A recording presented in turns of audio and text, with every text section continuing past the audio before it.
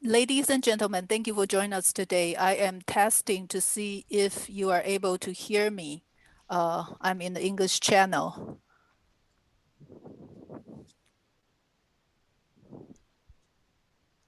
Okay, thank you.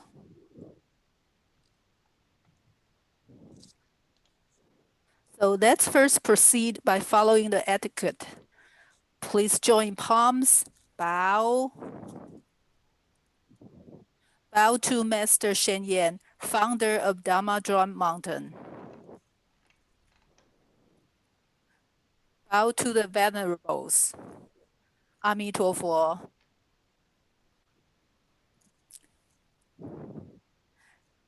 Good evening, everyone.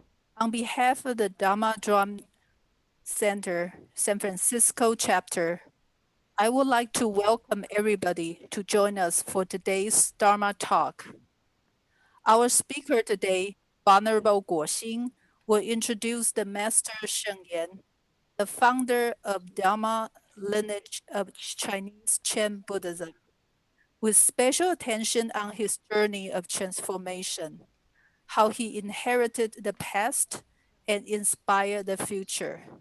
Specifically, today's talk will focus on Master Shen Yan's biography, the purpose and mission of Dharma Drum lineage of Chinese Chen Buddhism, as well as its implications and meaning for our contemporary life.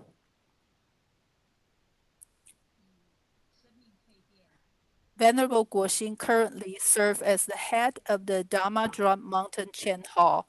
His research focuses on the sources, origins, and the lineage of Dharma Drum lineage of Chinese Chen Buddhism, as well as the biographies and thoughts of Venerable Dongchu and Ling Yuan, mentors of Master Shen Yan.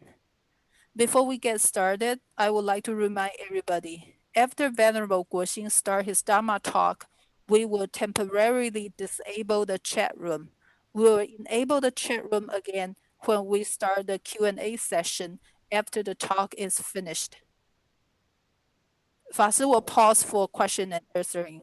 So thank you for your cooperation. Please hold your question until the question and answering.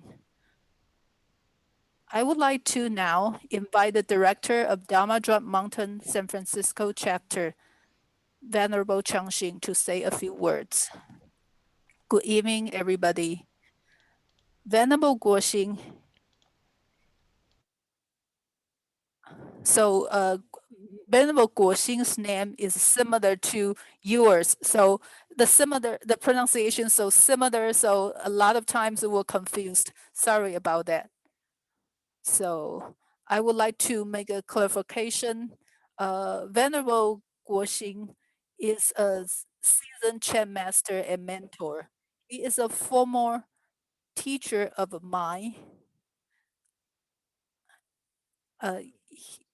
When I was in Shanghai University, he is my teacher, and he is also the teacher for our Venerable Chang Yuan and Venerable Chang Xing. So he is our teachers. So personally, based upon what I know, in 2002, Master Shan Yan led a pilgrimage with 500 of his disciples to the ancestral Chen temple and site in China. Venerable Guoxing worked side by side with Shifu as a video recorder, documenting Shifu's journey. After his return, Venerable Guoxing devoted great time to study a lineage of Chen Buddhism. Furthermore, he has extended his research to study the thoughts of Master Dongchu and Ling Yuan, two mentors of Master Shen Yan. It was pioneer work at that time. After Master Shen Yan established the Dharma Drum lineage of Chinese Chen Buddhism, Venerable Guoxing devoted himself to research on the clarification between Chinese and India Buddhism and lineage and origins of Chinese Buddha Dharma. Although these are not the most popular research topics, I would like to use the expression 10 years spent the grinding his sword to describe Venerable Guoxing's perseverance and dedication, regardless of tension from other people. The Dharma talk schedule for the lamp passing day in February, co-organized by the three Dharma Drum chapter, Vancouver, LA, and San Francisco in February, was the precedent for today's talk. So back in March, we invited Master Chang, Venerable Guoxing, to share Chen thoughts and theory by Master Sheng Yan. In April, in Los Angeles chapter invited Dr. Lin to share his reflection and compare Master Shen Yan's Chronicle of 80 Years. It is May now, the most important month for Buddhists every month, because this is the birth month of Buddha. Our chapter accomplished Master Shen Yan's years of journey of transformation and praxis. To that end, we respectfully invite Master Guoxing to share his research.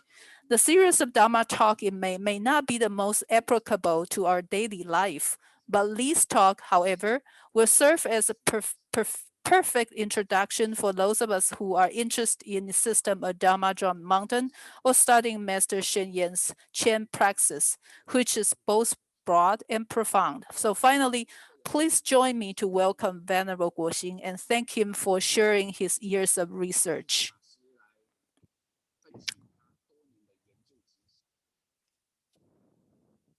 阿弥陀佛. So I would like to give the time to give Fa Shi, so Fa Shi will get started. Thank you.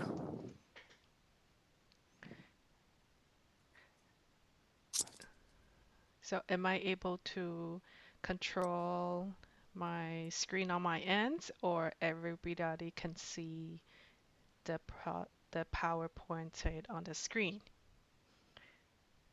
Yes, the MC just confirmed that we can see your PowerPoint presentation.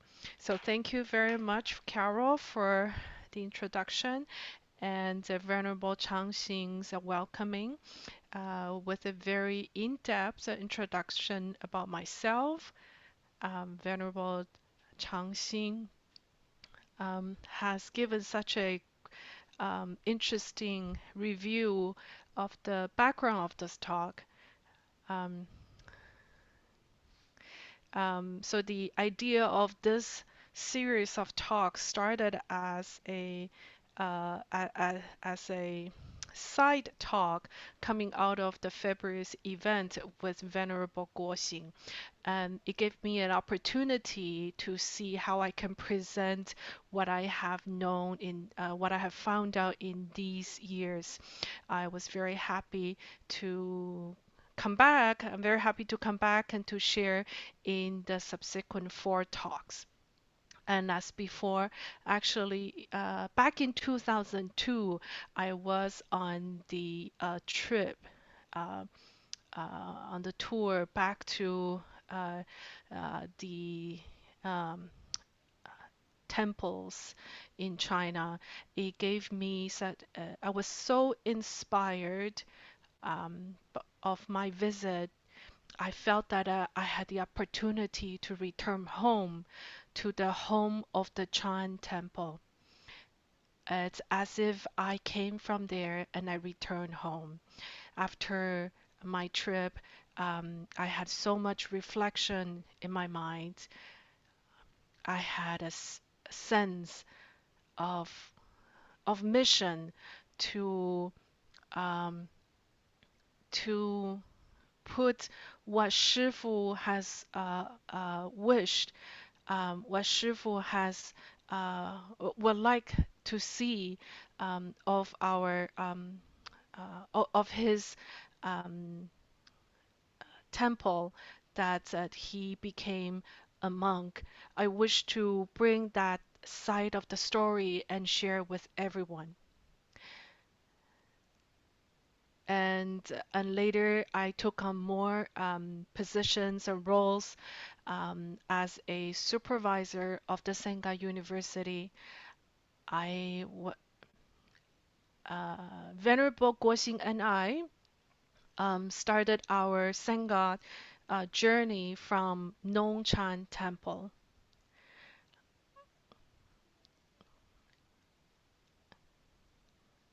We were benefited from the teaching of the traditional training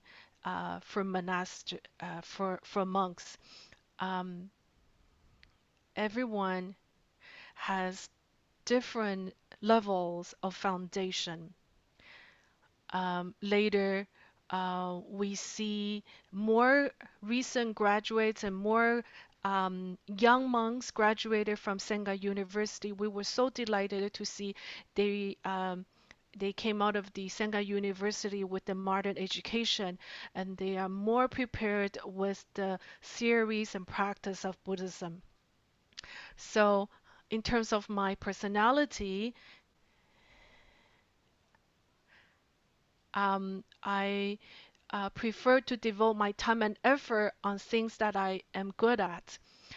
Uh, Meaningful missions such as Chan practice.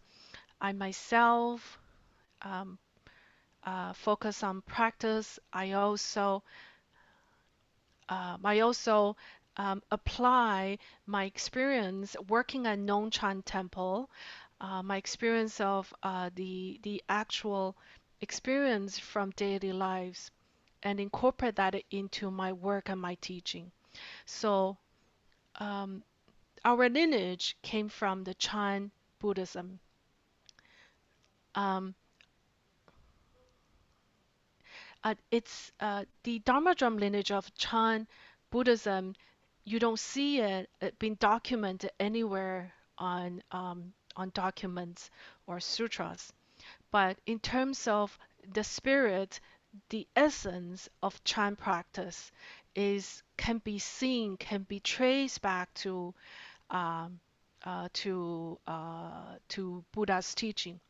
But to connect it to the traditional documents or description of Chan practice is actually a bit difficult. Therefore, I feel that I have a mission to deliver, to explain, and to pass on to the future generations to share with everyone's Shifu's work of 50 years of work. And this is actually a lifelong mission for us. So, Dharma drum lineage of Chan Buddhism, I am using um, Shifu's life story, his journey of transformation, how he has gone through wartime, a changing time, and how he can turn the traditional Chan practice of different schools from Japanese Zen to the Chan practice that we see in North America today, how he combines all these different methods and how he has interact with the different groups of Chan practitioners and turn all of this into a method and practice that is more accessible for our modern population and to make the Chan school of Chinese tradition and to present it to the world of so this is how I would like to start um, my talk of 4 classes. So I'm going to start from his birth all the way to the second time he became a monk. So this is how I would like to start my talk today. So Shifu's birth, from the time till he became the monk the second time, it's a mixture of a lay person identity and a mixture of student monk and a mixture of uh, journey of schooling. I think we can learn from Shifu's stories and work and his path and how he made up his mind to return to monastic to devote his life into Buddhism. This is a journey of a great transformation. And, and so the subtitle is My Life is a Journey of Actualizing Buddha Dharma. And this is where I would like to begin my talk today.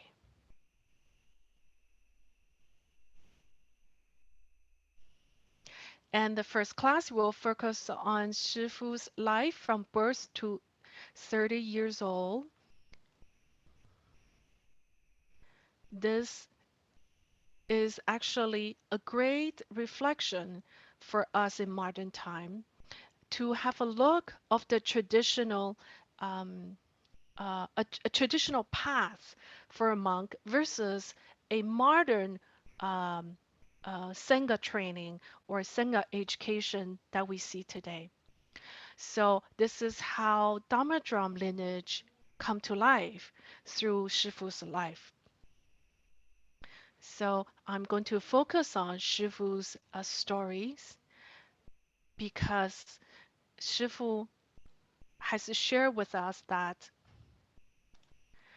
he's um, the motivation for him to the motivation for him to teach Chan came from his life experience. That we have to picture this is in the beginning of a new China. That is when China was going through great changes and transformation in politics, in wartime, and with a new democratic society. Master Sheng Yan, um, so Master Sheng Yan had to um, move to Taiwan in order to continue his study. So this book, titled as The Journey Home, was actually his reflection during his solitary retreat.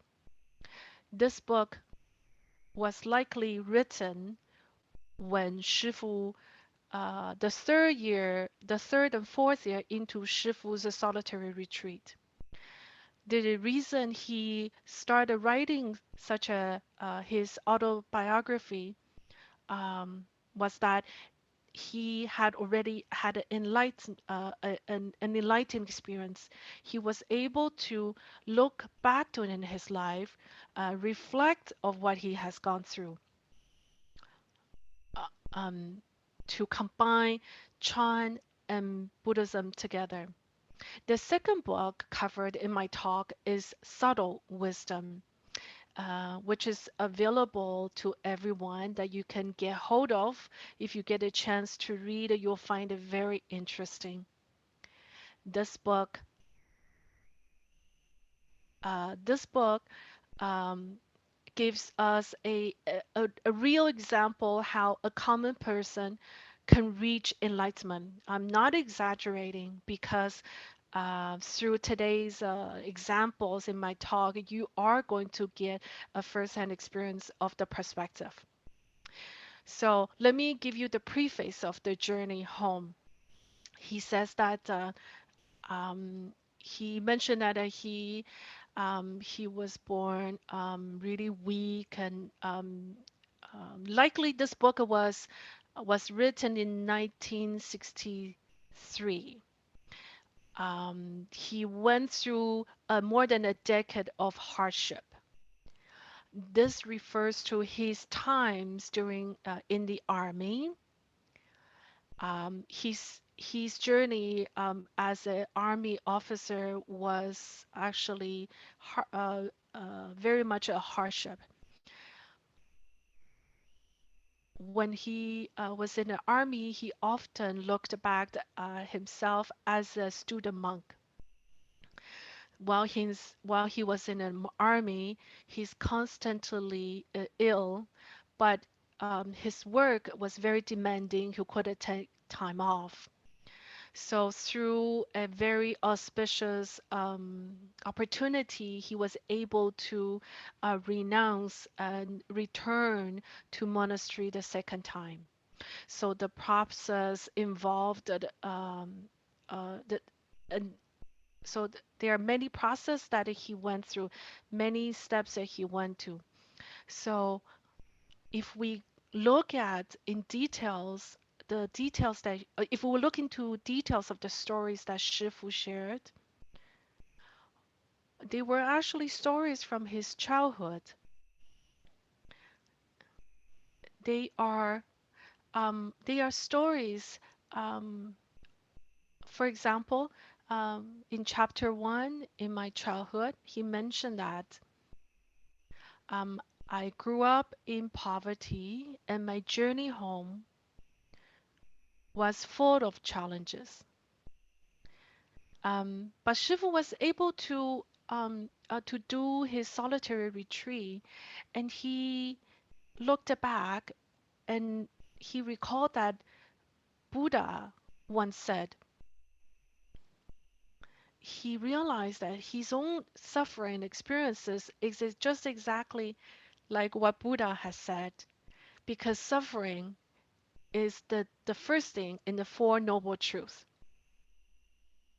And suffering, why is suffering tops number one of the chart?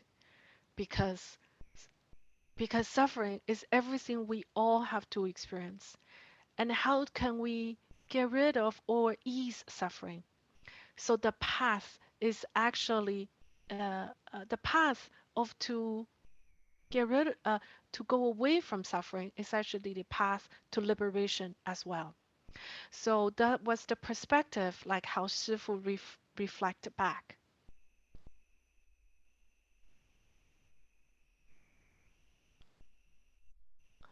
So the meaning of life is to learn from suffering, to shed life on wisdom,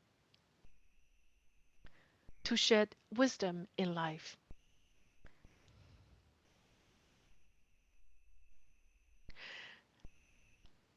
In the book of subtle wisdom, um, Chan talks about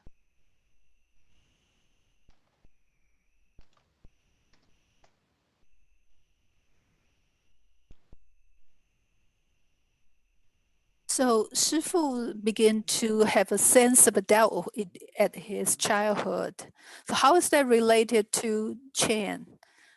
So that's why Shifu began to talk about Buddha and Chan, particularly wisdom.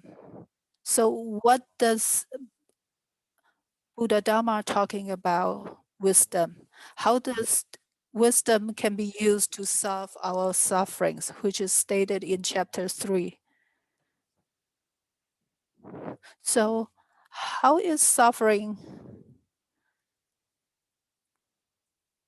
be released and get rid of? This is through the doubts, the mess of doubts that compel us to face the nature of our life.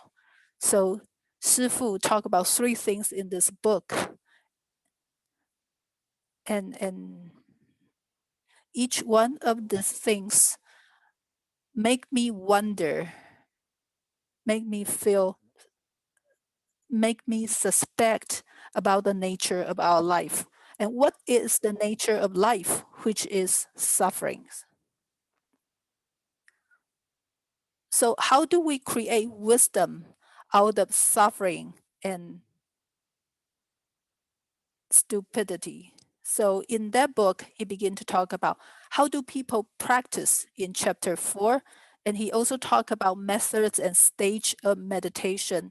So, we can, by practice, we can continue to develop a path to enlightenment and develop compassion to others, to other essential beings. So Sifu said, from his own life, based upon his own life, he discovered that he think Chan is not just something that you have in the Chan Hall. It is it is include of everything in our life. So it's everywhere and anywhere. So all the all the Dharma in the world are Buddha Dharma. So if we have the question, if we begin to question the nature of life, then we begin to relate to Chan, the wisdom of Chan. So I would like to share with you the story, the life journey of Master Sheng Yen. So, so by the way,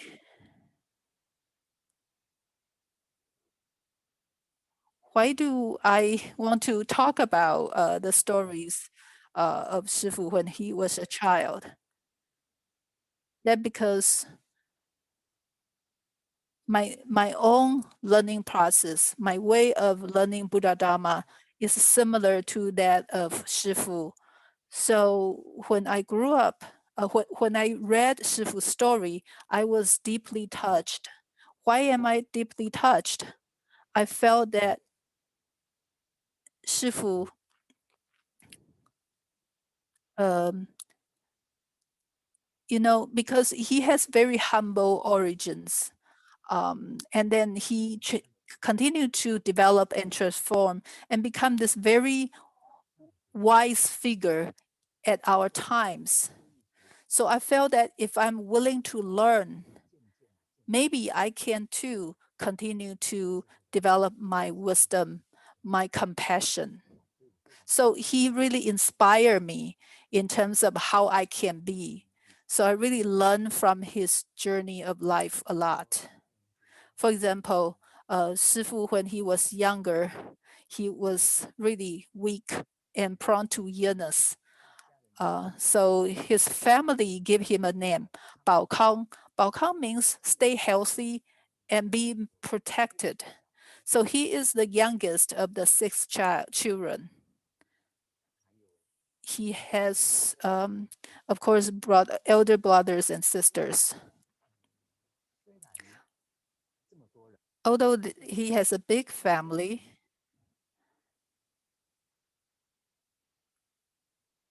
but he is the only one who received education. Both of his parents are illiterate. Um, they are a farming family. So, at that time, uh, and they are farmers, and if they don't have a good harvest, they cannot afford to allow their kids to receive education. Shifu's father is a very humble person. His mother is a very compassionate, kind person, which really give Master Shen Yan a very positive influences. So this is not influences on education, but set a good role model for his characters. His family, because of their family was flooded for twice. That's why they had to also move twice when he was younger. But based upon the recollection of Shifu, he cannot recall much. So the process of moving around because of the flood. So he is, if we can say, cognitively delayed, developmentally delayed. So although he probably experienced the suffering and unstable instability when he was younger, however, he probably don't quite know how to deal with this indisability or changes when he was younger.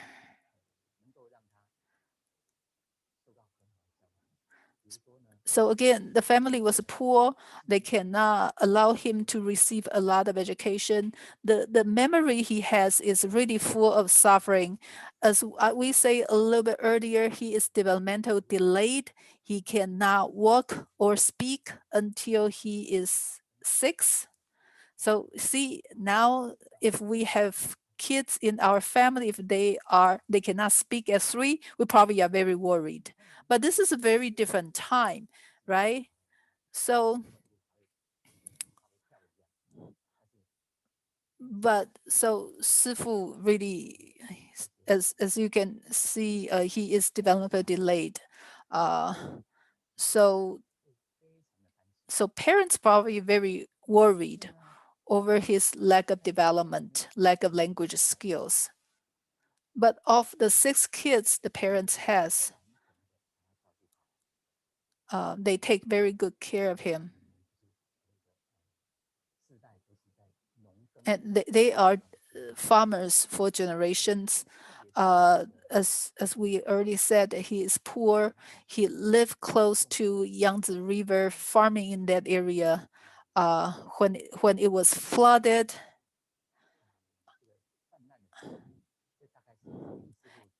probably during the time that he was 8, Yangtze River flooded. So at the time, Shifu have seen a lot of people died, uh, and then he have seen a lot of corpse of different ages everywhere. People cannot escape from the flood, so lots of people died because of that. Um, s- so not only animals, um, farm animals, as well as peoples of different ages passed. And then the corpse rottens and stinky, and Shifu was really afraid at that time by seeing all those corpses around. So reflect back on our own experiences. When we grow up, have we seen anything like that? Um, well, if I when I was younger, when saw people die, I really don't know what happened. For example, I live in Taipei. There is a Danshui River, uh, and then some of us were playing at the river bank, and some of us play by itself. Some people get drunk and died in the river. So there are times that we saw kids who drunk in the river and dies, and we pass by the street. We know that there are small coffins, and that we know people who are dead.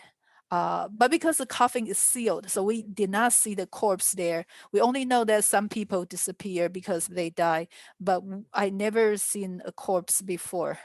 So I just know, well, people disappear, but I did not see the corpse.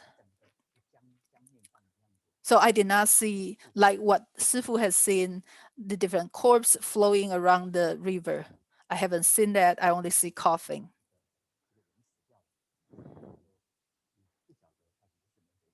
But again, I saw that. I still don't know what does death mean. Back to Shifu. When he was 9 years old, he finally has an opportunity to receive education. And he has a name used at school. It's called 智德. But at that time, the school is a older gentleman. He probably didn't know much about pedagogy or child psychology, so he always skipped school. 师傅 often skipped school because of that.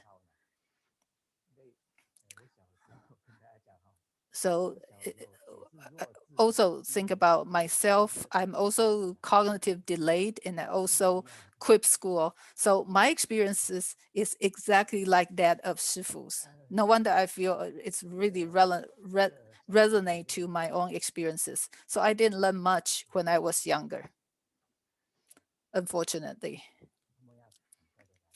So let's hurry up. So Sifu has a few puzzling cases when he was younger. Even when he didn't learn very well, even he is physically weak, and he was suffer because of flood. Um, he still get inspired and begin to make connection with Buddhism. And there are a few examples. Let me show the uh, radios to you. So let's listen to Sifu's stories, two stories. That's kind of begin to inspire him to question the nature of his life. So the first is about a snake ate a frog, and the second is about a water buffalo. So Shifu felt that these are the core of Chen meditation. So let's listen to this together and see what we feel. So give me a second.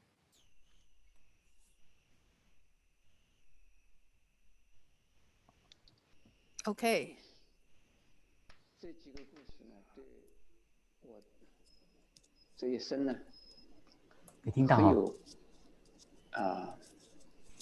很有影响。So let me share a couple stories 对我的 happened 心理 in my life. 也可以说是启示。I had some reflection from these stories. There are also aspiration.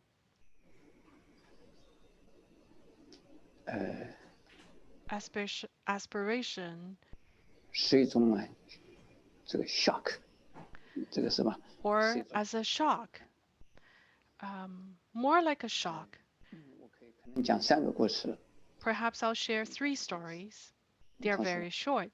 得到了什么样的反应呢？ And I will tell you how I react. 我想我是在10岁的那一年， When I was about 10 years old, 到了7岁才会讲话。 because I did not talk until I was 7, and I didn't really go to school until I was 9.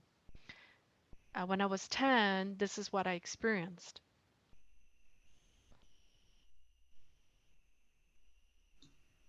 老师，我们现在听不到声音哦。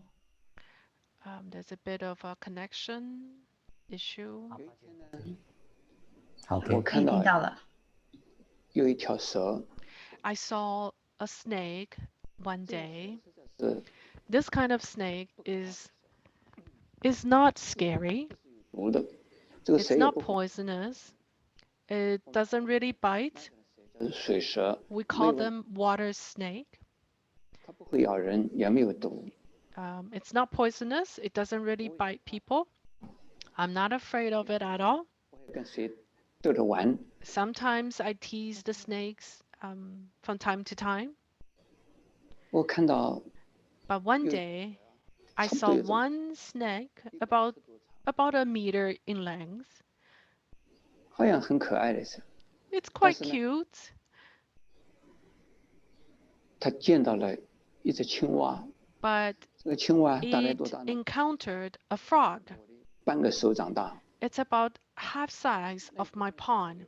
是大 It's 中的。 not really big, it's not exactly big, not exactly small. It's about medium size.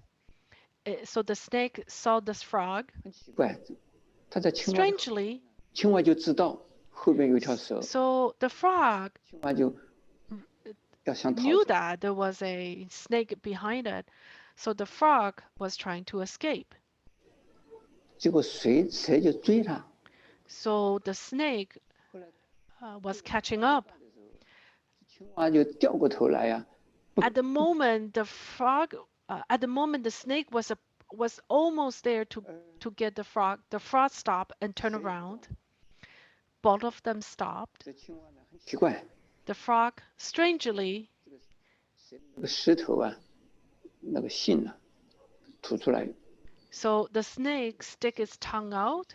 吐出来，吐出来，而且那个嘴巴 The, 呢， the snake opened its mouth, 要吞那个蛇， open its mouth, stick its tongue out, 可那个青蛙呢， and the frog 奇怪， actually 渐渐 turned Jin- around, and slowly 青蛙自己爬 slowly went into 哦， the snake's mouth. 就把那个青蛙一口就把它咬了， So 吃 the 掉了。 snake right away closed its mouth and completely gobbled down this frog. 很想把那个蛇打死， At that time, I really want to 把青蛙吐出 I 来。 really want to 后来想一想， hit the snake and try to get the frog out. But 你 then 打 I thought, second thought, 等于说 the snake has to survive, has to eat. 你要打我， For example, if I'm eating something and somebody is trying to beat me up to take the food out of me, 但是我心里 that would be cruel. 后来我就看到那个青蛙 Then I 就 saw the frog 到了这个 slowly moving down to the mid part of the snake. 清楚，青蛙就到了肚子里。 It's absolutely vivid. It was absolutely vivid that the frog was stuck inside of the snake. 青蛙，那青蛙呢 And？I was wondering who or what 那青 ate 蛙变成 snake, who or what ate the frog. 蛇跟青蛙变成是一个喽。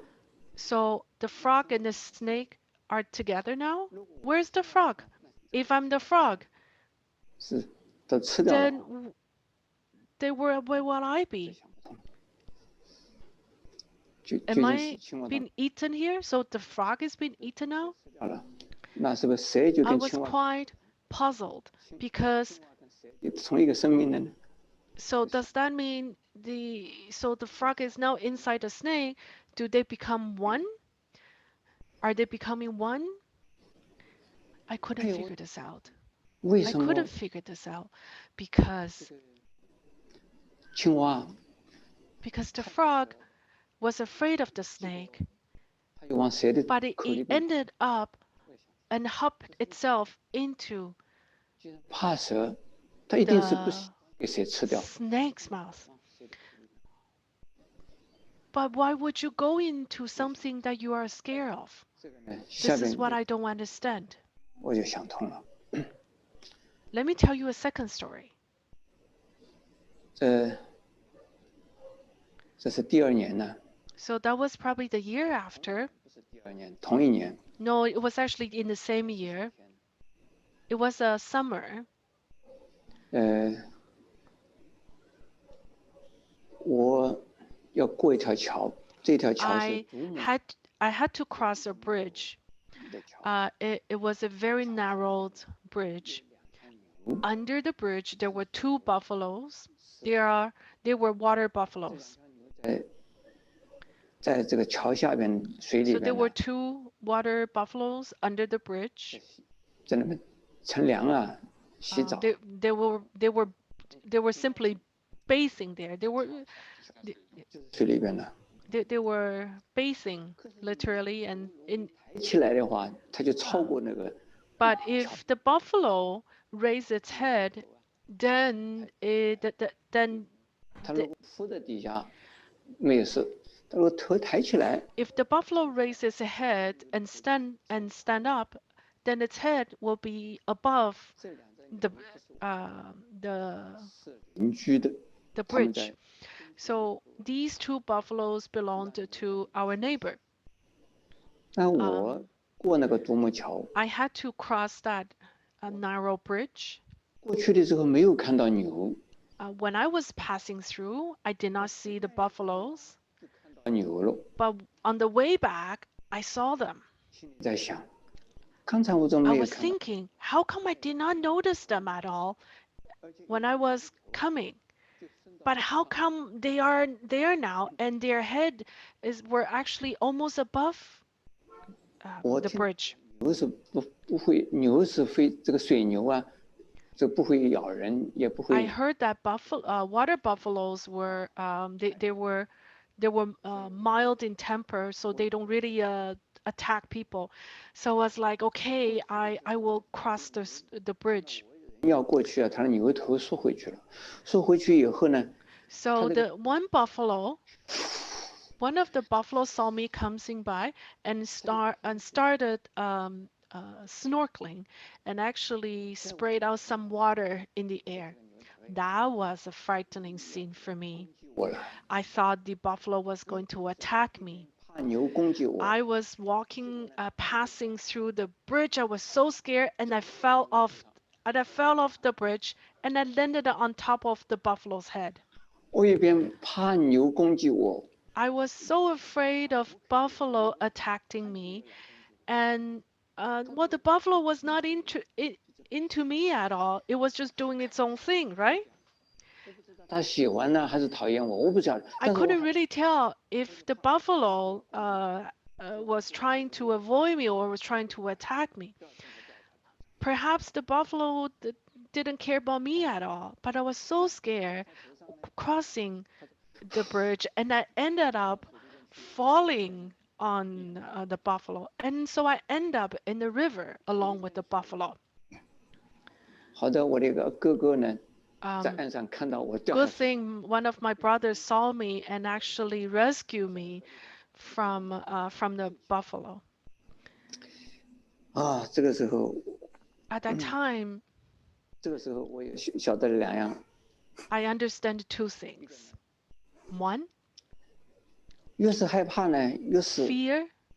就会，越是害怕的，他越是啊， The more scared you are, 这个接触他或者接近他，他明明 you 是 end up becoming closer to what you're afraid of. 一开悟了了哈。 It's like I all of a sudden, I figure all of this out. 我还是不 The 清楚， second thing was that, what if I die? What if I die at the moment of falling off the bridge? Either I was drowned, either I was attacked by the buffalo. Where would I go? What if I died at that moment? 不是到 That 现在， thought lingered me on my mind, even until today. 从此以后我老是怕牛， After that, 嗯 I was afraid of buffalo. 远远的看着牛很远我都怕， If I see a buffalo from a distance, I also get very scared.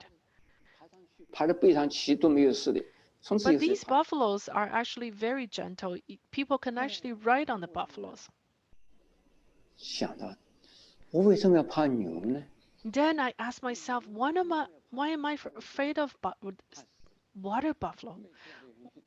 因为死了以后不知道到哪里去， Because 死，因 but 为 it's same analogy.就会 Why 死掉。 am I afraid of death? 在怕 So 牛， first of all, I was afraid of dying, and then I was afraid of the buffalo, and then I realized that I was afraid of dying because I don't know where I would go, where I would be. 问题就不怕。 So once I figure out what scares me, I'm no longer scared 我知道死亡 because I know death is not a problem. 我不怕了， And after that, 蛮久的啊，一直蛮久。 I'm no longer afraid of buffalo. It took me a long time to figure this out. 所以讲这两个故事 So 对诸位好像有点用。 I hope my stories can help you a bit to understand life. Are they useful stories for you? Could you speak louder? 他说你现实不怕死。已经很久不怕死了。 So I Has had no fear for death. so for a long time, Shifu has no fear for death. 见到水牛害怕。 Otherwise, I'll be afraid of buffalo until now. 好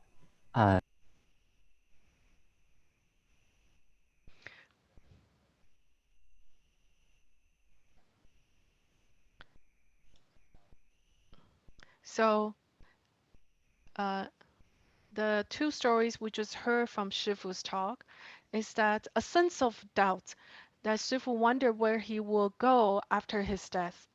Shifu says, why should we be afraid of such kind of questions? Because it's connected to our life. And Shifu realized that after once you figure out your fear of death, then you're no longer troubled by the fact that of death.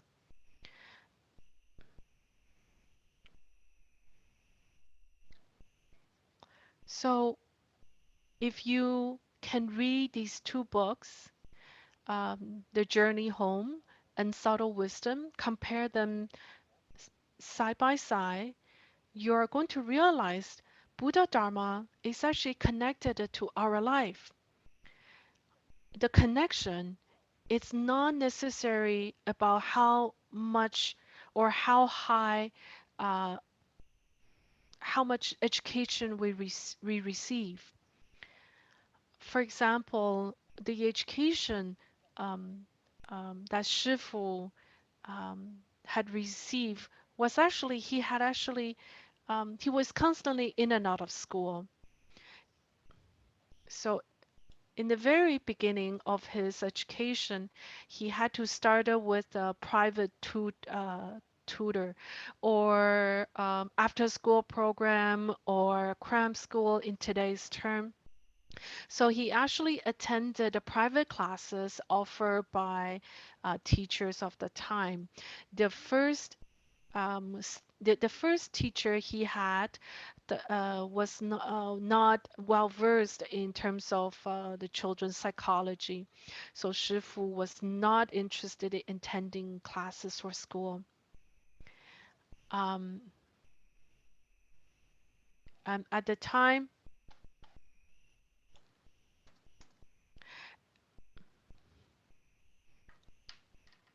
So he doesn't have any money. So he began to steal money from his family and he was beaten by his mom. So this is really not the problem of the kids, but because the family was really poor. So after he was bitten, he and his sister and his mom hug each other and cry together. So the second year at the private school, they changed to another teacher because this elderly gentleman want him to study hard. So he stopped quitting school anymore.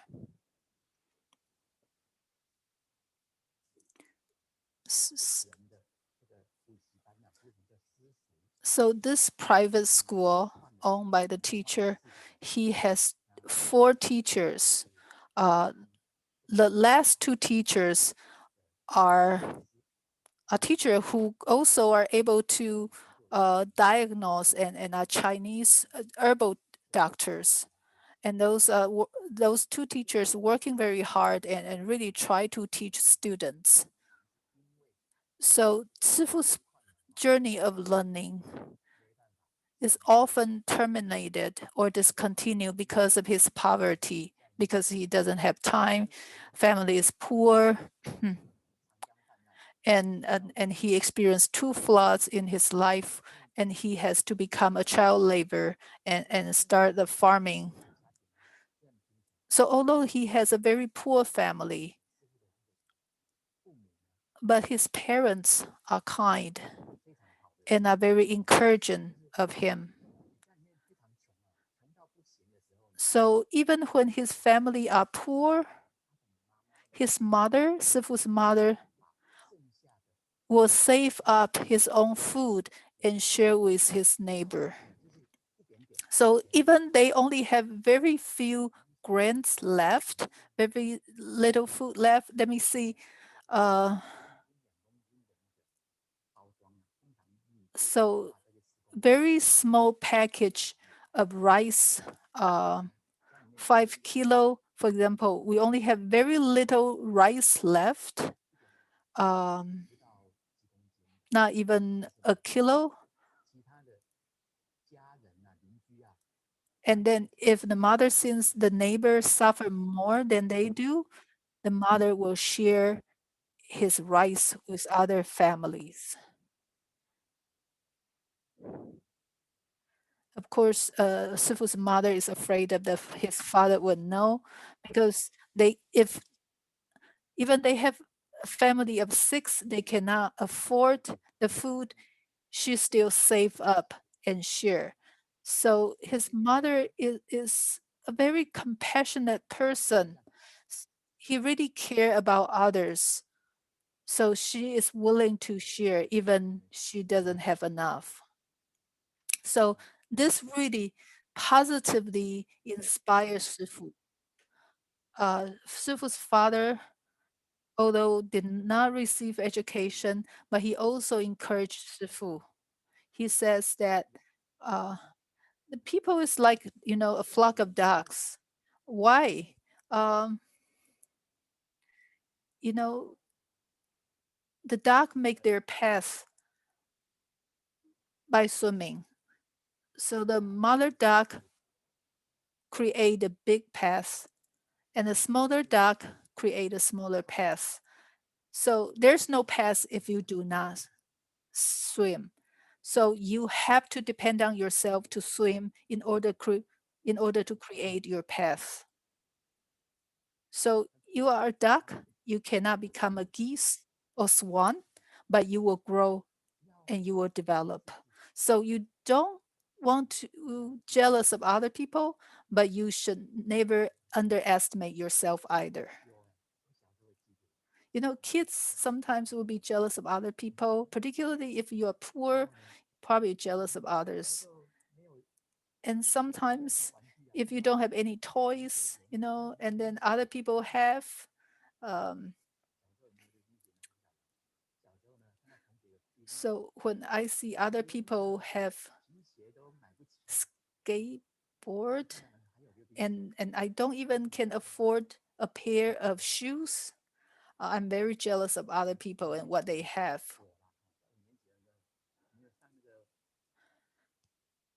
So, for example, I cannot afford a pair of shoes, but my neighbors and my friend have roller blades that really make me jealous of them. So, have you seen those Chinese abacus before? I use Chinese abacus as a roller blade, right? And then when I used that as my roller blades, I was beaten harshly by my teacher. But I think, well, this is very creative. I had fun. I can use my abacus as my roller blades. At least it can serve as one roller blade, right? That's my experience.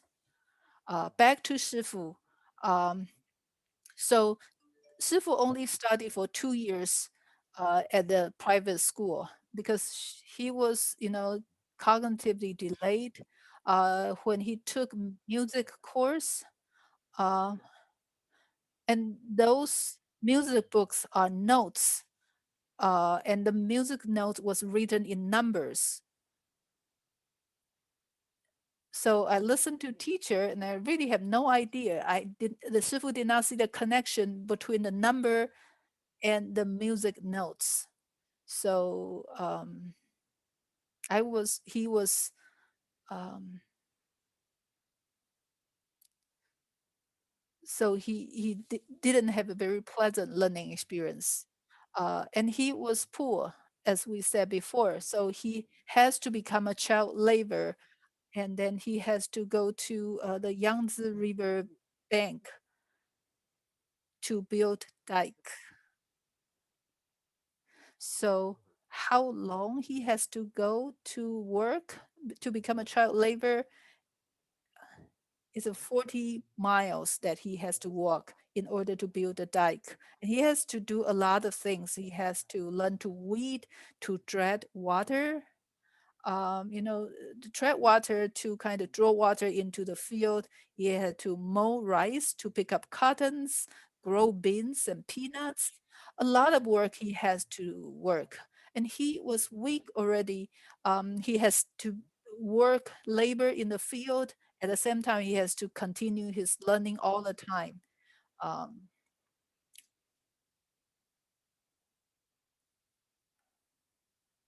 so Shifu's learning process when he studied in a private school, it just started to develop interest in learning. He really doesn't learn that much because he is in and out of school all the time. So he only studied in this private tutor, but after that, he studied in the private tutor for about after the private tutor, for the third and fourth grade at elementary school, he went to he went to school after the private tutor. But again, it's in and out. But after he was 13, his life is getting worse because financially, his life or his family was affected by Japan military and the guerrilla, as well as the communist army, nationalist army. So those armies and local bandits fight against each other all the time. And his life was really affected by the exploitation and robberies by these different groups.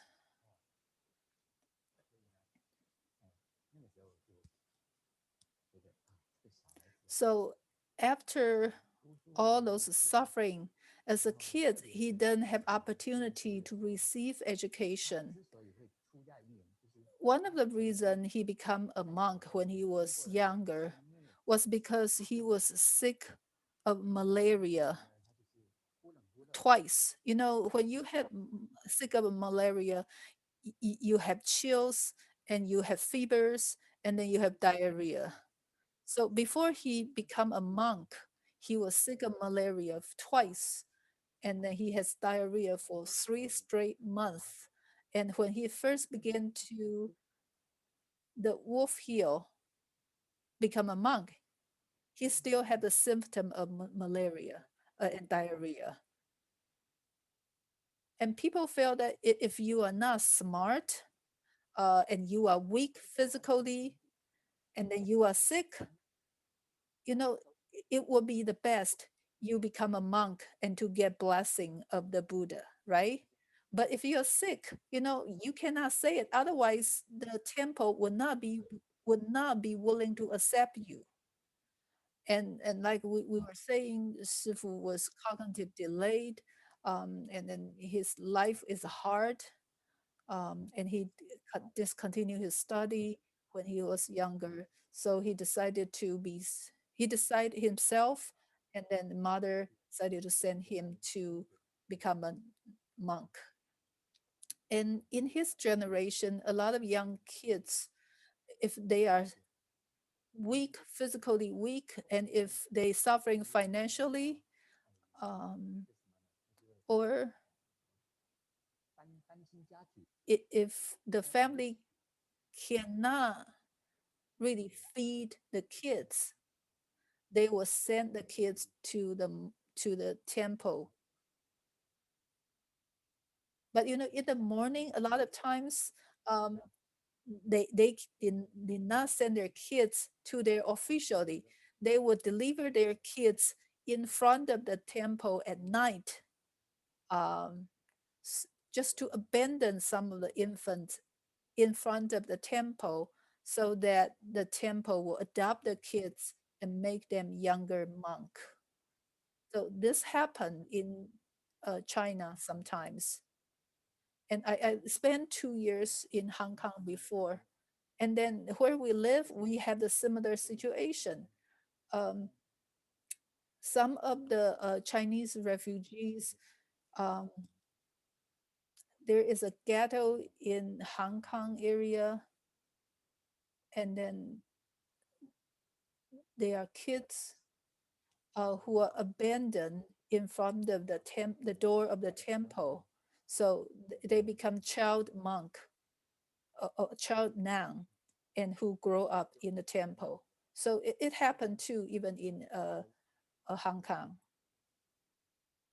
So when kids grow up, they may not want to stay monk or stay nun when they grow up.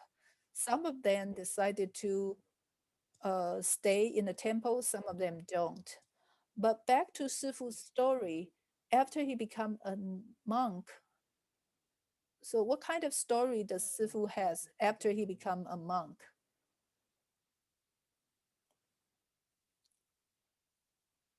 The temple he went to is called Guangji Pilgrimage Monastery. So people said that his temple is located on the top of Wufo Hill. There's a legend about a Buddha in Langshan, and then there are 7 minor branch under this big uh, lineage of Buddhism. So where Sifu become a monk is under one of the smaller temple. It's called Faji Mountain. So his Dharma name is called Changjin.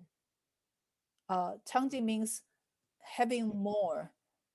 The reason is that there's enough people become monk, so they want more people to join the sangha. When Sifu arrived at the mountain, the person accept Sifu is his grandmaster, and then his original master is not there yet. So in the Chen lineage, some of the pilgrimage monastery is owned by everybody. Everybody have access to that. But those smaller temple monastery can only have one disciple for each generations. So one master accept one student. So Sifu has decided to become a monk. But before he get there, his grandmaster decided to recruit another person, and the other person becomes Shifu's Shifu, become his master. Although they are all kids, but the other person has decided to become monk earlier. So they have one disciple for each generation, and those are common situations you will see at a smaller temple in China, because they don't have a lot of monks, but they want to make sure they can continue the lineage. But most of the people who become monk there are young kids, and they do not have a lot of education. So what does Sifu's life looks like? Sifu has to perform the duty of a young monks. He has to do a lot of work like cleaning, cooking, daily morning and evening services, doing some chores for the older monks, and clean the kitchen and toilets. And then Sifu still have to grow vegetable, cooking, washing the clothes for the older monks. So when Sifu come to the United States, and Sifu become the chair master in the United States, Sifu still doing the same thing. So he decided to quit the temple um, at that time. But because he become a monk when he was a kid, he learned all kinds of abilities and all kinds of work. He learns all kinds of skills and farming, doing all kinds of work. So he also learned how to manage and clean up the entire monastery and care for the older monk. So that's everything that you have to know as a monk. So this is what we said. So Sifu is very independent. He doesn't have to rely on other people to care for him. And then all jobs are equal.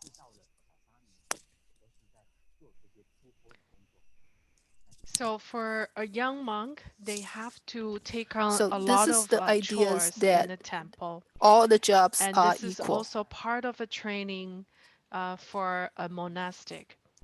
For lay people, um, if they are um, if they're affluent or if they can take care of themselves.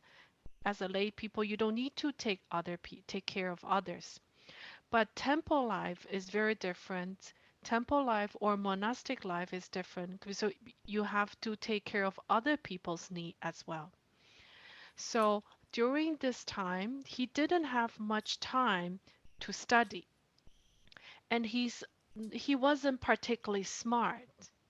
So he had, and his grandmaster told him that you have to repent, you have to do prostration. So every day he would actually spend time to do 1,000 prostrations. For example, before he goes to bed, he will do 500 prostration, and in the morning he will do another 500 prostration. Because why could he only do prostration before bedtime and only in the morning? Because he had to fulfill the duties for bells and drums and morning bells for everybody in the temple. So 3 months in a row, he was doing 1,000 prostration. 3 months after, he had a great, he had a ref all of a sudden, he's like, it was like a light bulb lighting up for him, that all of a sudden his memory improved, that it's as if the blessing came into him, that he is able to open up his mind, and he's able to turn from a child into a person, a student monk with a great capacity and ability to memorize the sutra. And then at the time, at such a young age, he says that, and he realized that Buddha Dharma is so great that there was so much misunderstanding that people would have. For him, it was an enlightenment, but it was actually a mind-opening experience, that his intellectual capacity was opened. Um, Back in the time, the temple he stayed, he didn't receive much formal education. He did not receive formal Sangha education. He uh, What they had was the morning rituals or liturgy. He had a lot of the chanting is memory based. So the situation at the time, it was under Japanese invasion, and later the civil war in China broke out. So um, the temple he stayed in, Wolf Mountain, was constantly invaded by different groups of army. Like the temple was damaged, was broken, and windows were broken, even food was taken away. So a lot of monks fled and left temple. So, and he had a chance to return home um, to visit his family. His mother visit actually Shifu 6 months after he lived at temple. Um, his mom's health was not doing well, and because of that, Shifu had a chance to visit his mother at home. Later, um, the temple at Wolf Mountain ran out of financial support. Um, um, there, but there was actually an affiliated temple in Shanghai. It was like a separate center, but affiliated with the main temple in Wolf Mountain. So in Shanghai, they specialize in ritual and ceremonial service. So Shifu went along with his grandmaster. They had to visit lay families to recite sutras. In a day, they had to they had to fulfill like three different requests. If you have ever joined online chanting or repentance service, like each session will easily take half day. For the sacrificial ceremonies for the day, it would take 5 hours easily. So for three sessions or three shifts, it will easily take like more than 12 hours a day. He would Shifu is at the time he really want to go into sutra and learn more about Dharma, but the circumstances that he encountered at the time was so difficult that he called it a dark age in his life as a monk. So that kind of life um, um, lasted about uh, some time, and Shifu, he told his grandmaster that he would like to attend the Buddhist academy. And it just happened that they actually had one of the teacher at the Buddhist academy was actually one of the teacher from his days in Wolf Mountain, and it, it was actually recommended for him to go. And Shifu was quite lucky because later in Shanghai they recruited another young monk to replace him. So Shifu was actually freed up with the duties to perform ritual services. But did you know that Shifu, when he first became a monk in Wolf Mountain, he did not he could not afford the formal monk robe. He was wearing his own clothes because the tradition at the time, it was the parents of the student monk or the novice to prepare and support um, um, wardrobe, to support his clothing. But Shifu's family was so poor that his family could not uh, afford a proper monk robe for him. It was only 4 years after he was able to afford a, a, a set of monk robe. It was actually his father who actually sold the crops. He sold the crops, and in exchange for a set of monk robe.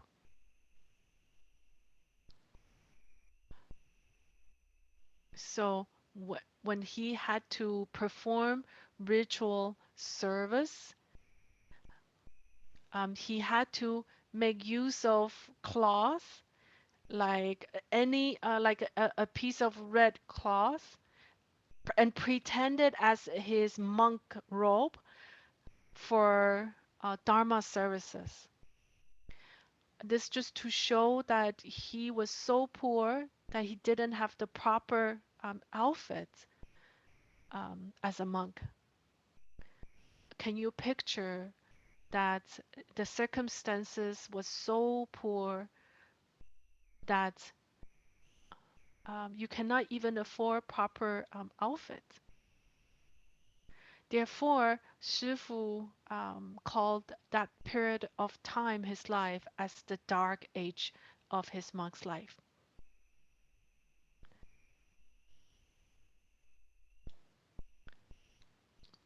I would like to ask everyone to think of your own childhood.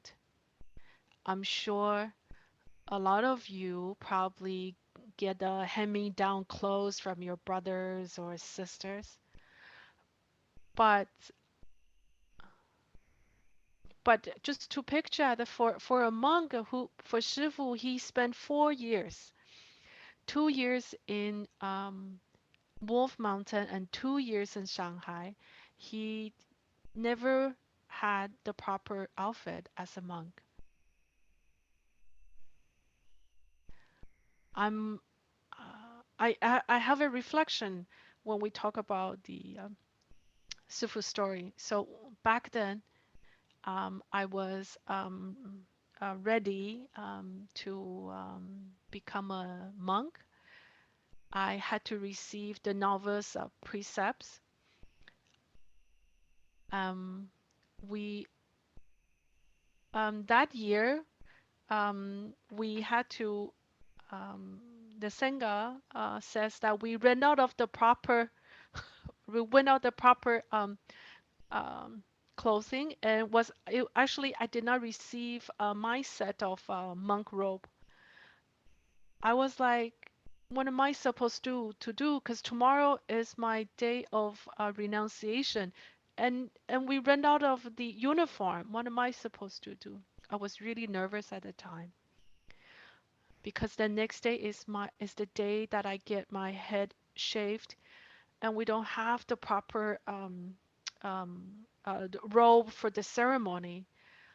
I was desperate, but it turned out okay because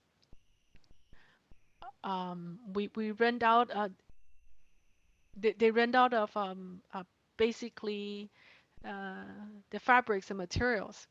It just to show that how poor we were back in Nongchan's days. But I was lucky. Somebody knew another had a connection with another temple. One of the monastic member actually offered a spare robe that he had, and so I could have something. I have to say that I also experienced a similar stories, a similar experience like what Shifu had gone through.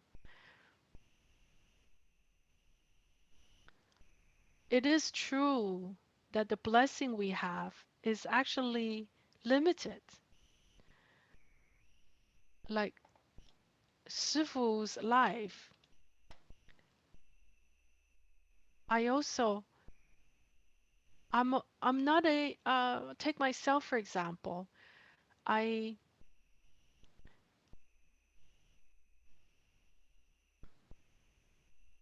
take myself for example. I don't consider myself completely absolutely lucky. I also go through some obstacles in life.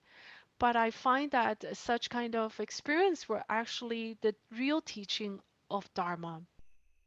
Now let me come back to Shifu's story. So Shifu is now at the Buddhist Academy at the Jing'an Temple. It is actually the only um, um, is Shanghai was a very modern city at the time. It was already very modern. So Jing'an Temple was one of the old and traditional temple. It's actually a very big and established temple. It had Buddhist Academy at in Shanghai. Um, so they are because Shanghai was it was a big city at the time. They were able to afford a very outstanding monk to come and teach at Buddhist Academy. And it was so the instructors, the monks who were teaching at the Jing'an Temple, they were also students and disciples of Master Taishu.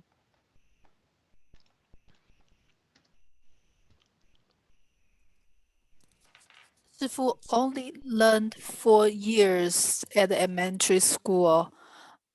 when he first in the Buddhist academy, uh, all the sutras that was taught at academy was so high level.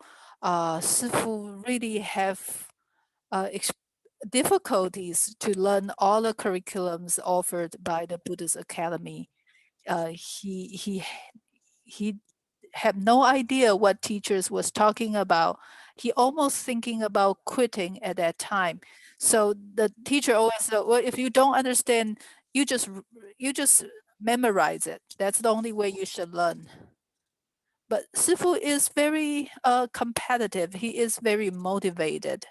At that time, uh, because after he was blessed by Guan Yin, he continued to develop intellectually. So even he didn't understand at that time, he tried to memorize everything. So 2 years after he graduated from the academy, he is at the first place of his class academically. When he was the student at the Buddhist academy, he has written he has three articles published in the student newspaper when he was in the Buddhist academy, and and these articles are based upon his note he took in class. For example, one of the teacher talk about three problems that Buddhism will face in the future. So Sifu took notes and then developed the thoughts into the article, then get published. So this is some this is the notes that he took. So he obviously take very extensive notes. Sifu also said that when he was younger, he learned martial arts. Do you know that? Sifu said that he know martial arts. What kind of martial arts? He say his grandmaster has learned martial art at Shaolin Temple, which is very famous for martial art. Have you heard about Haideng master? It's called One Finger Chain. So Master Haideng, who can use one finger and stand upside down. That's what he meant. So there's also two finger chain. So using one or two finger, and he can stand upside down. See, we cannot stand upside down with both of our arms, but Master Haydn can do that with one or two fingers. It's really hard to imagine. So Sifu have been exposure to the monk with advanced skill in martial arts. So during those 2 years at the Buddhist academy, Sifu has participated in 7-day Chen retreat. Because Sifu never received like introductory training of meditation, he really just self-taught, and he did not experience anything because they was not trained at all. It just required the students to have sitting meditation. So after the teachers lighten up the incense, they will be waiting for the incense to burn. So that's a different kind of incense.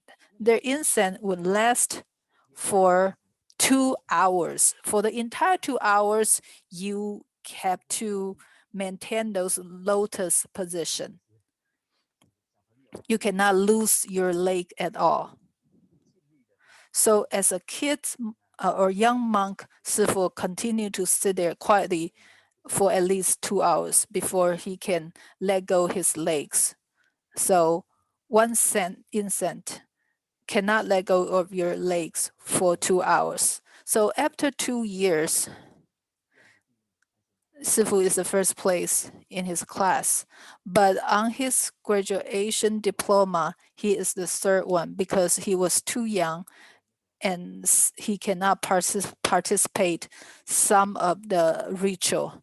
Therefore, his practice grade is less than some of the students. That's why, although he is very strong, but he is number 3 in his class.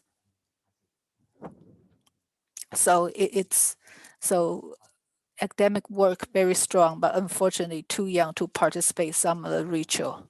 So after 2 years, like he was in Wolf Hill, Shanghai is also affected by different armies. At that time, it was civil war. Situation is getting worse. There's civil war between nationalist army as well as communist army. They are fighting to get the city of Shanghai, which is very important. So after that, even the young monks at the academy, Buddhist academy, has to receive military training because the curriculum, the Buddhism curriculum has stopped at the academy. So Shifu, because the curriculum, the Buddhism curriculum has stopped, and they have to, um, so they have to turn the temple into a fabric factory. So everybody, instead of serving and learning Buddhism, they have learned how to make socks and other fabrics. So on one hand, the students are receiving military training, and on the other hand, they have to work in a factory. So slowly, the Communist Party have have occupied a lot of areas. Many of the teacher, many of the monk in the Buddhism academies had directly fled and then moved to Taiwan. And Shifu was wondering his own future. So he decided to follow the teachers of the Buddhism Academy and also move to Taiwan.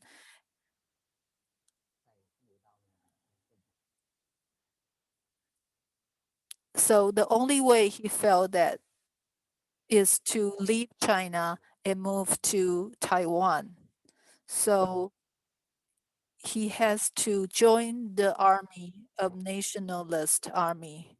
At that time, many other students in academy has decided to join the army, move to Taiwan.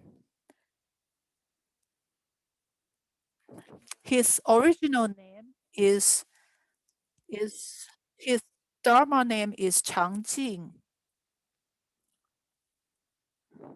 And when he finally moved to Taiwan, he decided to change his name to Wei. Why does he have to do that? Because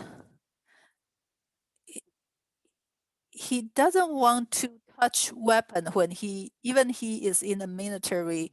So the best position he can find himself within the military is to serve in the post of communication department. So then he don't have to worry about using the weapon or go to the battlefield.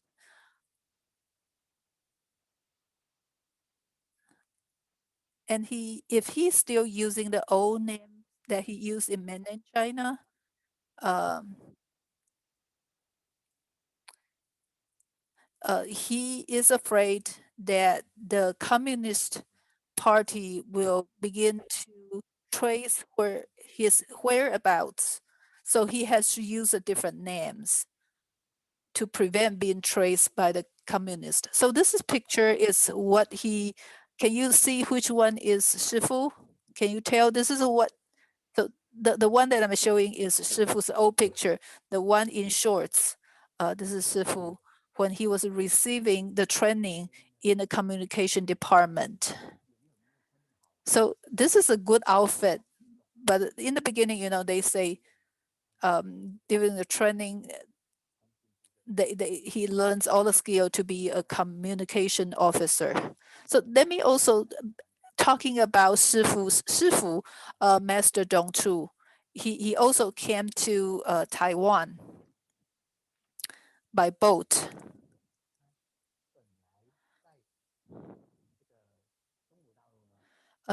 When he was in China,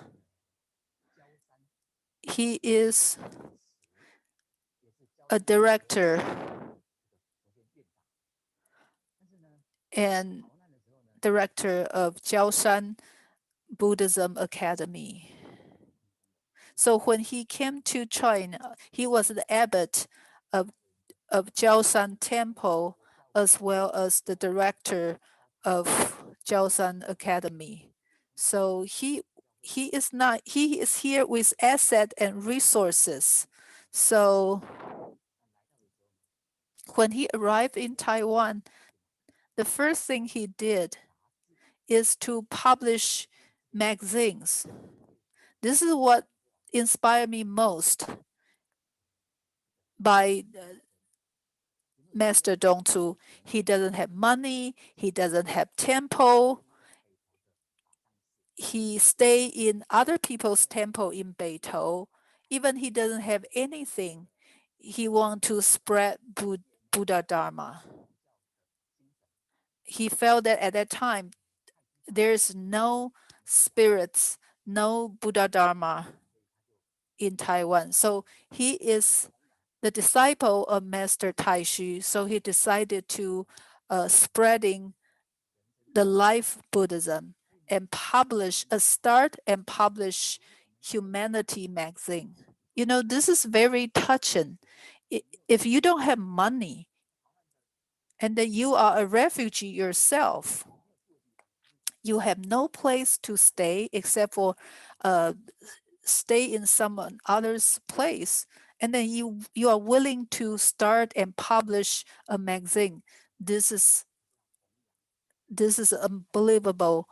This is very profound and touching. So, and he succeeded. And the second thing he did was establish this, reestablish this Buddhist Association of China. And so he started this Taiwan branch of Buddhist Association, and he became this uh, director of this association. And then a lot of people were suspecting the monks and nuns fleeing word from mainland China,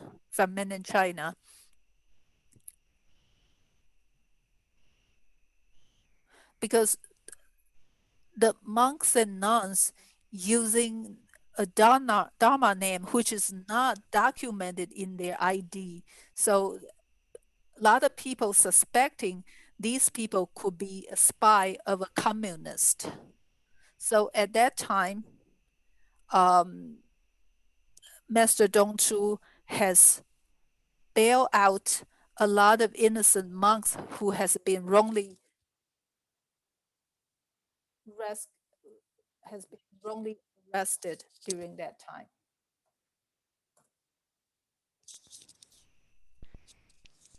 At the time, there were spies who took on the at the time they were spies who took on the identity of monks in order to infiltrate the intelligence.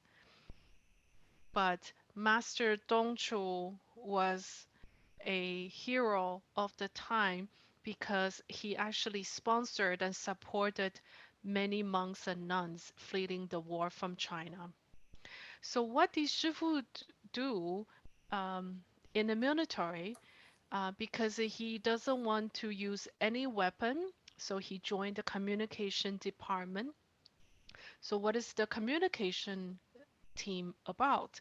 It's actually communication department is in charge of radio, in charge of radio, telegraph, and a lot of electronic devices.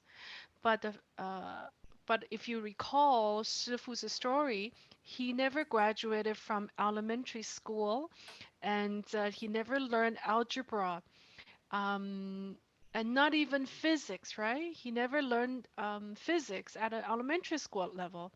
So he had to guess all the way through. He he had to write many exams, of course, but how did he survive exams? He actually memorized the exams, and in order to get a passing mark for classes or courses on electricity or electronical stuff. For the Morse code, for Morse code and in the telegraph, he was able to master the skills required for sending telegraph.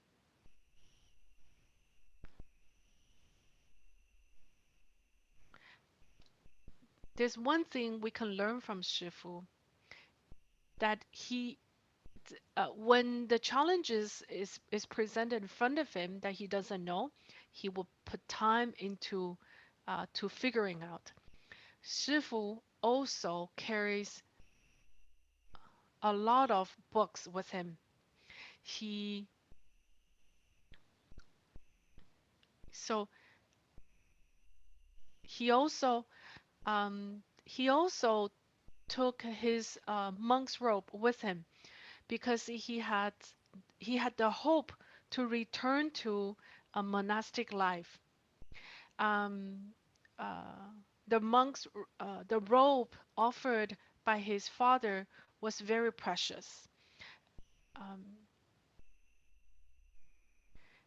during his study in the Buddhist academy, he has collected books of sutras.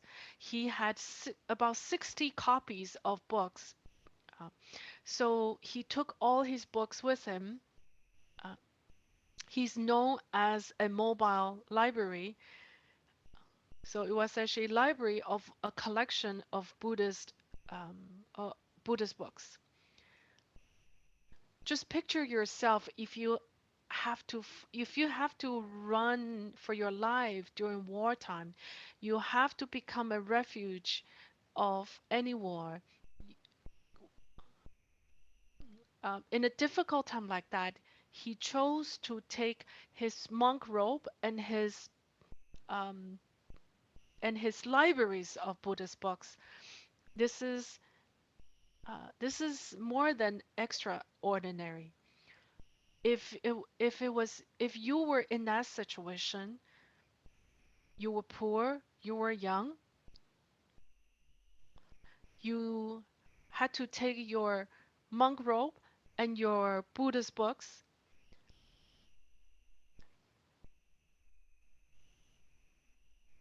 And another story, and another parallel story that we saw about Master Dongchu. Master Dongchu came with nothing, but he came with a mission. He established a magazine called Humanity to promote authentic Buddha Dharma. But for commoner like us, when are in difficulties, in harsh time, the first thing we do is to survive. It's probably to find a job, support ourselves. So Sifu actually had such great devotion for Dharma, for devotion for the wisdom, that that he was able to take on all this mission with him, even at his young age. So, what is his connection with Dharma, with his past as a monk? in the military. So how did he do that? How can he continue his will to continue to study Buddhism? Some people may go and spend time traveling during time off. Shifu was different. He put time into writing.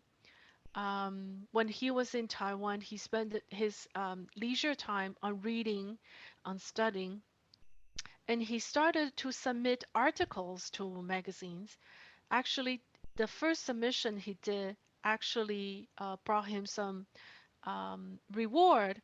At the time, it was more than his monthly salary. So, um, so he devoted a lot of time into writing. He, on his spare time, he actually attended a correspondence school to learn how to write novels. Um, he was able to get in touch with friends and classmates from the Buddhist academy. So he was able to visit some of the temples in Taiwan during his time off. There was one time he was able to visit to Fa Zhang Temple, where he met Master Tong Chu, who was in solitary retreat. That was a timing. That was actually his second time meeting Master Dongzhu because Master Dongzhu spent some time in Jing'an Temple, and so that's when Shifu met him the first time in Shanghai. So now Shifu has the second opportunity meeting Master Dongzhu in Fazang Temple.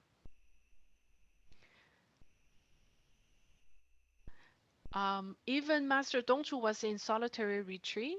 The magazine was actually still in circulation. In today's time, um,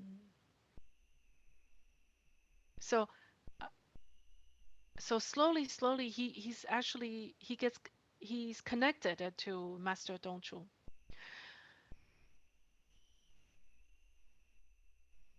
Master Dongzhu wants to um, have his own place to promote Dharma. So Master Dongzhu he actually leased a piece of land from this municipality about the size of 100 acres. It was probably under an acre of land. Um, um, he established a center named Zhonghua Institute of Buddhist Culture. And why is it a cultural center? Master Dongchu's vision was to revive the spirit of, of Dharma. There were already a lot of Buddhist temples in Taiwan at the time, but Master Dongchu would like to promote Master Taishu's philosophy and belief is to promote the culture of Buddhism. Because at the time in Taiwan, folk belief and the belief in Buddhism, and even some of the Japanese Shindo shrines, they were all actually combined together. So Master Dongchu uh, wanted to promote authentic Buddhist culture. That is why he set up a center to promote Chinese Buddhist culture, to promote it at a cultural level. And that was a very extraordinary event. A lot of well-known monastic attended the opening of the center of the cultural center. Master Dongzhu did not have money. When he arrived Taiwan, he did not have a lot of money, but he was actually resourceful. He was visionary. He leased a piece of land and set up a cultural center to promote Buddhism. After the establishment of the Zhonghua Institute of Buddhist Culture, now there's a facility, right? Now we have a place, a center, but there's actually no content because at the time in Taiwan, there's not much of sutras or Buddhist content available. There are probably some commonly known sutras such as Great Compassion Mantra or Diamond Sutras, but there was no collection of real Buddhist canons. So Master Dongzhu's vision was actually to promote the reprint of the Buddhist canon. So this is extraordinary. Just think about that. You don't have any money, you don't have resource, but you want to set up a place. And at the same time, you want to publish, you want to print all those Buddhist canon.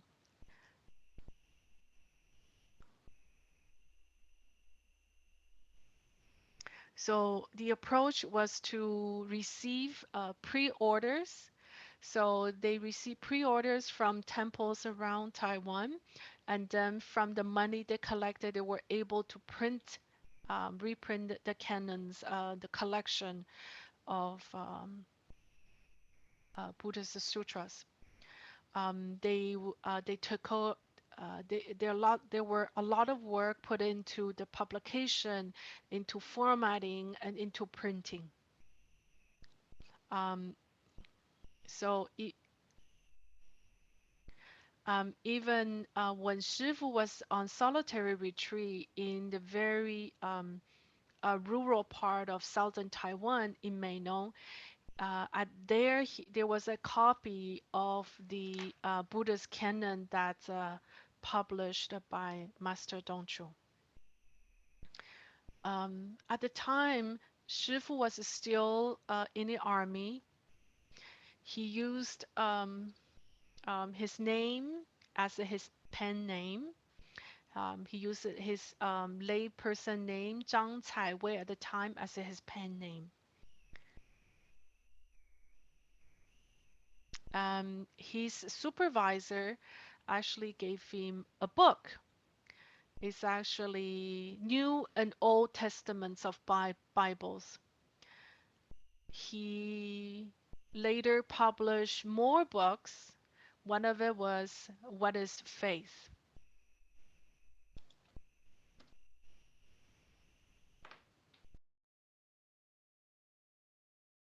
He wrote a book about the Old Testament. At that time, there is some sort of conflict between Christianity and Buddhism. The Christianity do not have high regard for Buddhism. So Master Shen Yan, when he see the conflict between Buddhism and Christianity, he wrote about 50,000 words talking about the comparison between Buddhism and Christianities. So he become this important opinion leaders in Buddhists in Taiwan. So when one of the senior monk have this pen writing against Christianities, Sifu also step up to join this writing.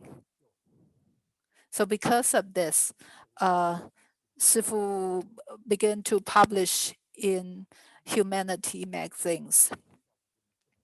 So at this time, Sifu have a clear understanding between the differences between religion and faith. So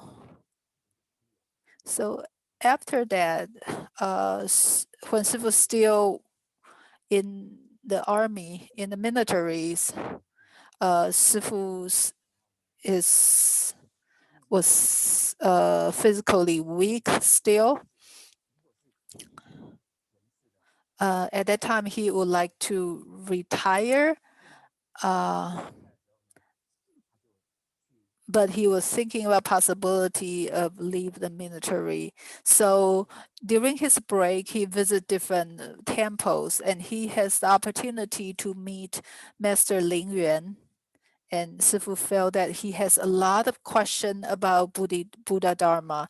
So at night, he was asking Master Ling Yuan a lot of questions. Master Ling Yuan also fled the Civil War from China, but he came to Taiwan through Hong Kong and stayed in Hong Kong for a few years before he came to Taiwan. He also established Dajue Chen Monastery in Taiwan. He was one of the disciple of Xu Yun Master Xu Yun. Shifu didn't know him, but Sifu saw he was meditated at night, so he decided to ask him a lot of questions. So Sifu kept asking questions. And then Master Sun encouraged him, like, anymore, continue to ask me, no problem asking me.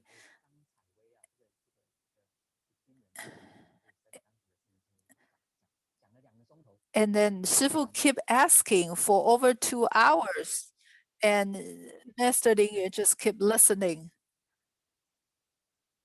And Master Ling Yuan, after listening to Shifu for 2 hours, he just say, "Pah," and want him to let go of all the question he just asked. So right at that moment, Shifu let go of every thoughts and questions. That's it. So we know before becoming a monk, what kind of Buddha Dharma have Sifu learned? According to Sifu himself, the time that he study or work most is during the time that he was in the military. He has rest excessively. But after read so much stuff, he cannot make a connection between his life and the Buddha Dharma. So he felt that his life is still drifting, lost. He has no control. But he was a monk before. But what the future will look like for him. So with all the question, he met Master Ling Yuan. And this encounter really shake him to his core. And this is what we said, an experiences of enlightenment. You see your nature. So in the beginning, we listened to Sifu's two story, right? The snake eaten the frog, and then Sifu bumped into the water buffalo when he was afraid, and finally he is not afraid. So when Sifu tried to connect this Chen methods and the enlightenment with those story that Sifu shared, the meditation is connected, has a deep connection with our life. It's connected to a profound question. It's not depending on language.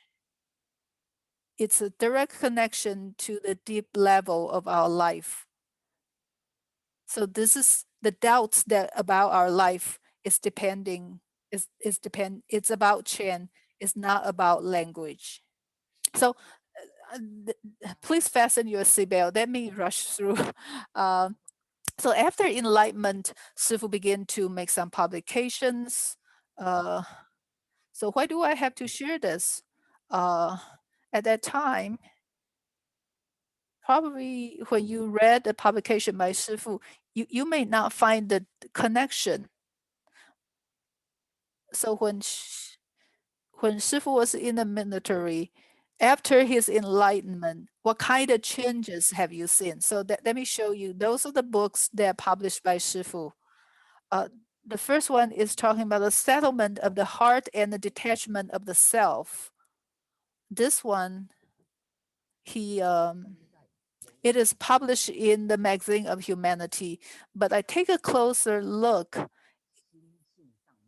It's really about his nature, the status of his nature. He talked about how a person, when a person shift from a state of lost to the status of enlightenment, and his heart is settled as a result of that. And the second is talking about transcendence of Buddhism. The, the transcendence of the Buddhism is based upon the meaning of Dharma.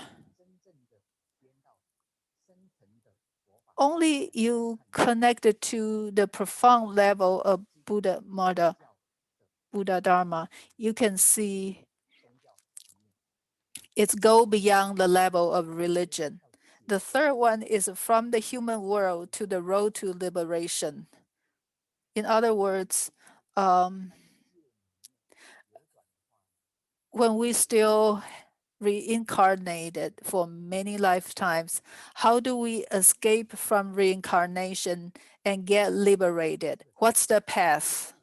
So this is what Sifu published after he get enlightened. This has happened before he become a monk the second time, when he was still in the military.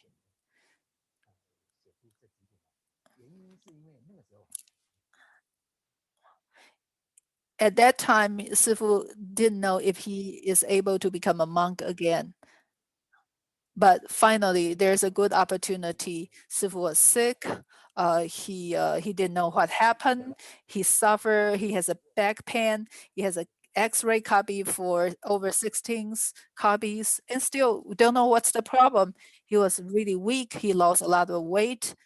He decided to take a sick of absence. So it was lucky at that time that his supervisor, or the life of his supervisor, knows Master Dong Chu. So finally, was um, Sifu's request to retire from the military is granted by this supervisor because of his illness. So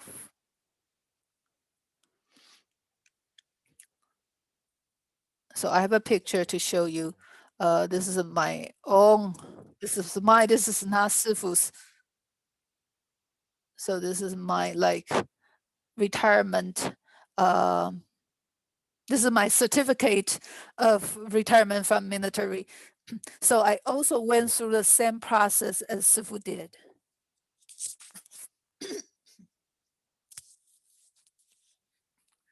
So the reason I can study Buddhism is because I was afraid of death. So I also have an opportunity to learn Buddhism.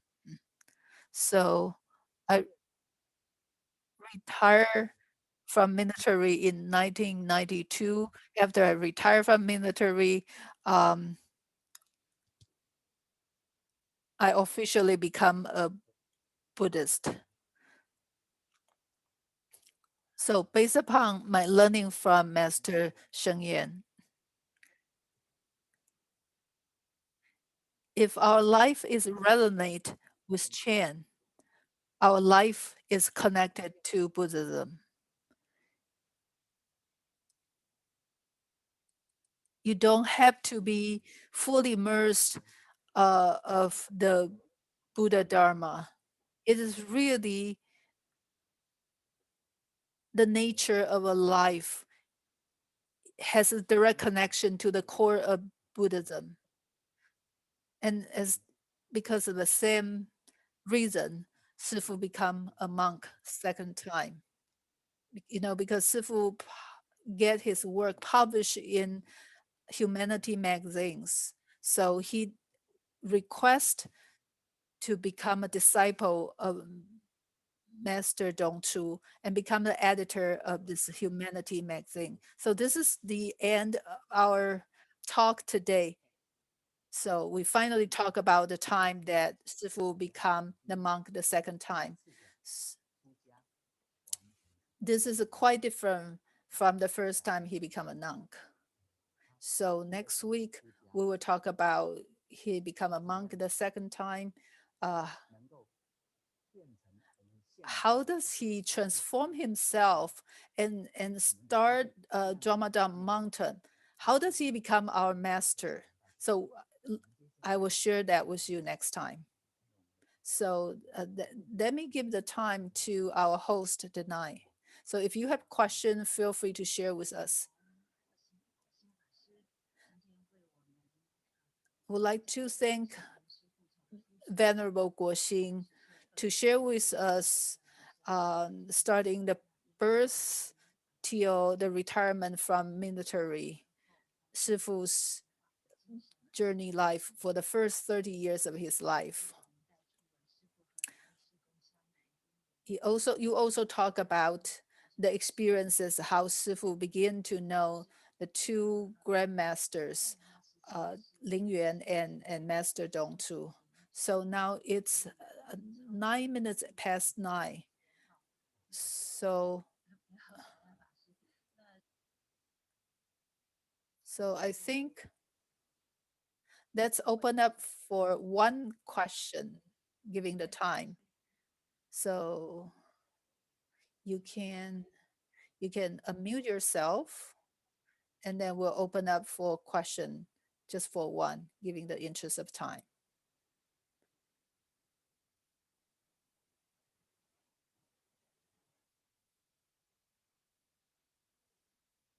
Probably everybody think it's kind of late. Um,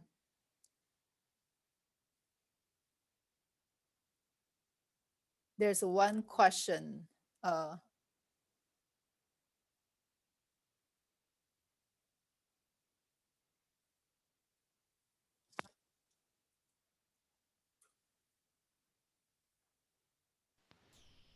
I would like to ask the person who just posted a question in the chat. I'm interested. I'm actually calling in, connecting from Japan. I am really grateful for this lecture.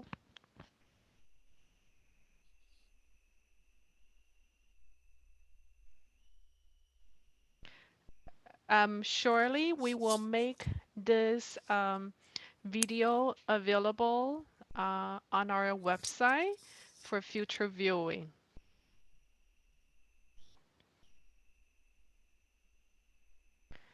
So Fashi, we have one question from the audience, and hopefully we may have time. The question came from June In. The question is that would you please tell us more about how Shifu attained his enlightenment? Well, I'm not Master Sheng Yan. Master Sheng Yan, he never really talked about his enlightenment experience. In his books, we actually don't see any wordings or reference. it's actually was after his second um, his second chance that he became monk, um, that he realized that he need to practice and study more. There's actually a statement from the sutra that you actually after enlightenment you actually need to start practicing even more.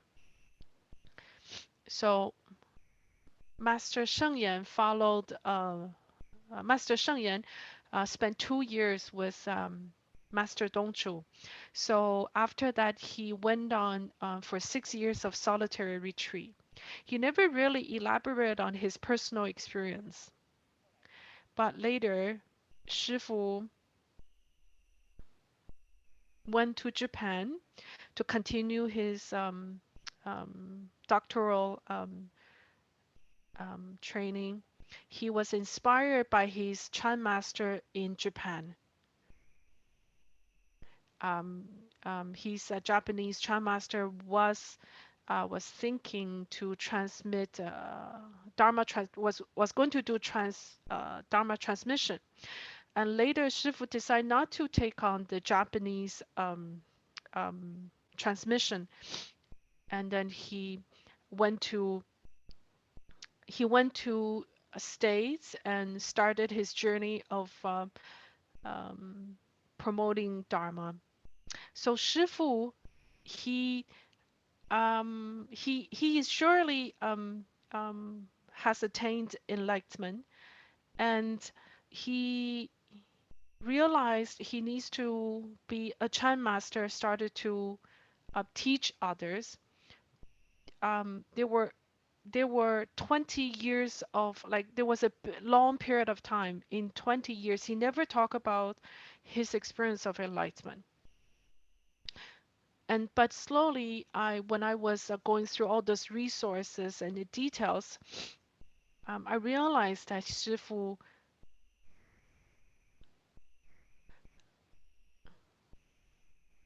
I will talk about more about how Shifu, after his retirement from military, it is actually a very crucial timing in terms of his practice, of how he connected his life um, to Dharma. Um, we are able to see from the stories I'm going to share in the next class, and how Shifu used his life experience as a adult, um, for the adult to experience Chan. So his enlightenment is actually closely associated with his life experience. So we will be very looking forward to Fascist talk next time. We have to end our question and answer period time. For those of you who still have questions, please save them for next time. I would like to ask the Fashi to do the return the merits for everybody.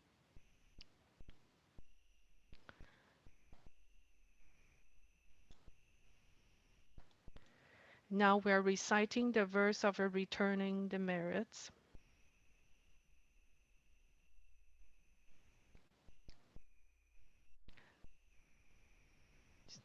So join palms, everyone. We bow once. We bow to Master Sheng Yan, founder of Dharma Drum Mountain. Let's bow to Fa Shi for his teaching. We conclude today's talk. Thank you, Fa Shi, and thank you everyone for your attendance. We will make today's video available later on our website, and we hope you will make time next week to join us online for the new talk. And we are going to be back on Saturday night next week, 7 p.m. in terms of the Pacific time. Everyone, please turn on your video to say to to show our appreciation.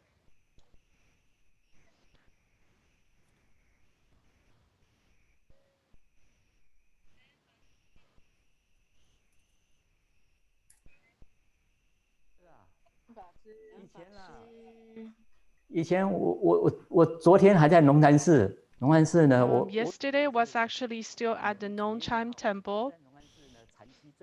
I was leading 7 days retreat, and then I was and all of a sudden I realized I thought I was late, and I realized that we have such a time difference.